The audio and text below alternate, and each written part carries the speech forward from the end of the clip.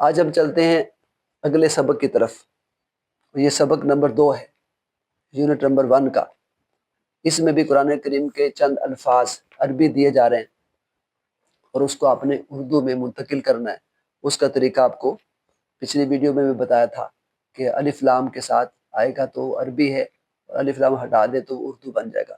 جیسے الحج ہے تو اس کو اردو میں حج کہتے ہیں، الجہاد ہے تو جہاد کہتے ہیں، الجواب ہے تو جواب، الکلام ہے تو کلام، المجاہد ہے تو مجاہد، المہاجر مہاجر، الرسول رسول، النبی نبی، المنافق منافق، العمل عمل، العدل عدل، اللعنہ لعنت. صرف میں نے بتایا تھا کہ اس میں جب آپ لکھیں گے اردو میں تو وہ فرق آئے گا کہ لعنت تے کے ساتھ، لمبی تے کے ساتھ لکھیں گے.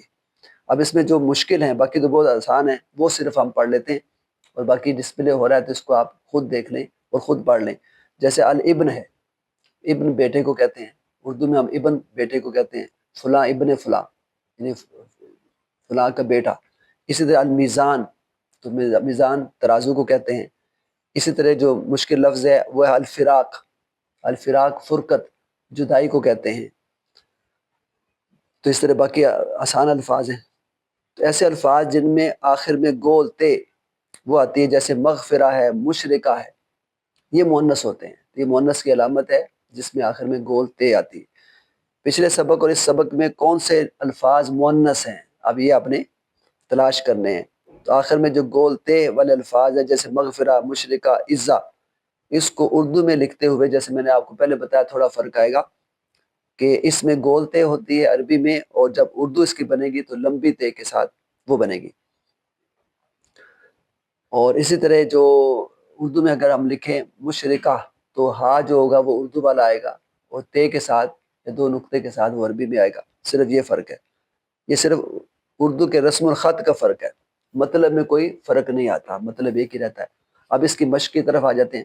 سبق نمبر 2 کی مشق جو آپ نے خود کرنی ہے، جو آپ کو ڈسپلے ہو رہی ہے اس کے مطابق آپ نے اس کو اپنے ہاتھوں سے کرنا ہے تاکہ آپ کو یہ چیز یاد رہے. اور ووکیبلری میں ضرور اس میں اضافہ کرنا ہے، چونکہ ذخیرہ الفاظ آپ کے پاس ہوگا، نئے الفاظ اس کو یاد کرنے ہیں. کوئی بھی زبان اگر آپ سیکھنا چاہتے ہیں تو جب تک آپ کے پاس اس کی ووکیبلری نہیں ہے تو کبھی نہیں سیکھ سکتے. انگلش بھی آپ نہیں سیکھنا چاہتے ہیں تو انگلش میں کوئی بات کریں، کوئی لفظ آپ کو وہ آتا ہوگا انگلش کا ورڈ تو پھر آپ وہ بولیں گے. اگر آپ کو مشکل لفظ وہ آتا ہی نہیں ہے انگلش اس کی تو آپ کیسے بولیں گے. اسی طرح جو عربی اگر آپ نے سیکھنی ہے تو اس کے لیے بھی آپ کو جو مشکل الفاظ ہیں وہ یاد کرنے ہوں گے، تاکہ جب عربی میں آپ بات کرنا چاہیں یا قرآن پاک میں وہ لفظ آئے تو پہلے سے آپ کو پتہ ہو اس کا مطلب یہ ہے، تو پھر آپ اس کا ترجمہ کر سکیں گے. تو اب آ جاتے ہیں مشق کی طرف. تو پہلا سوال ہے درج ذیل عربی الفاظ کا مطلب بتائیں.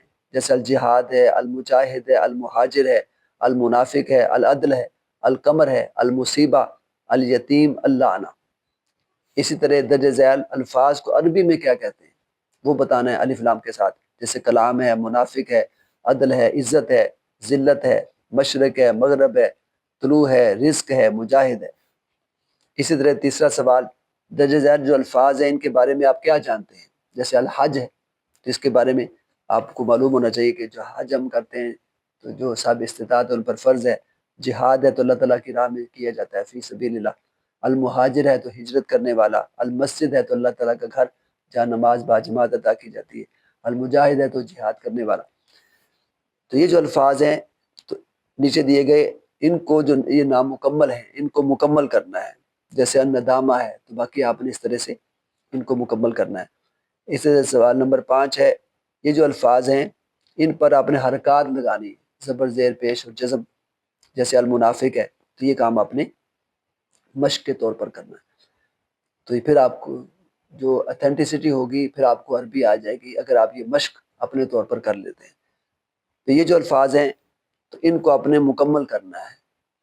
جیسے الگ الگ حروف دیے گئے ہیں تو پہلا یہ جیسے یتیم ہے اس طرح آپ نے اس کے آگے جو لائنیں چھوڑی گئی ہیں اس کے اوپر آپ نے اس کو سولو کرنا ہے، حل کرنا ہے.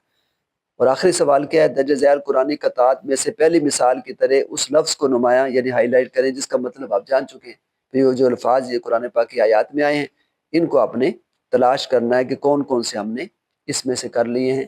اللہ تعالیٰ مجھے بھی اور آپ کو بھی قرآن پاک کو سمجھ کر، پڑھ کر اور عمل کرنے کی توفیق عطا فرمائے.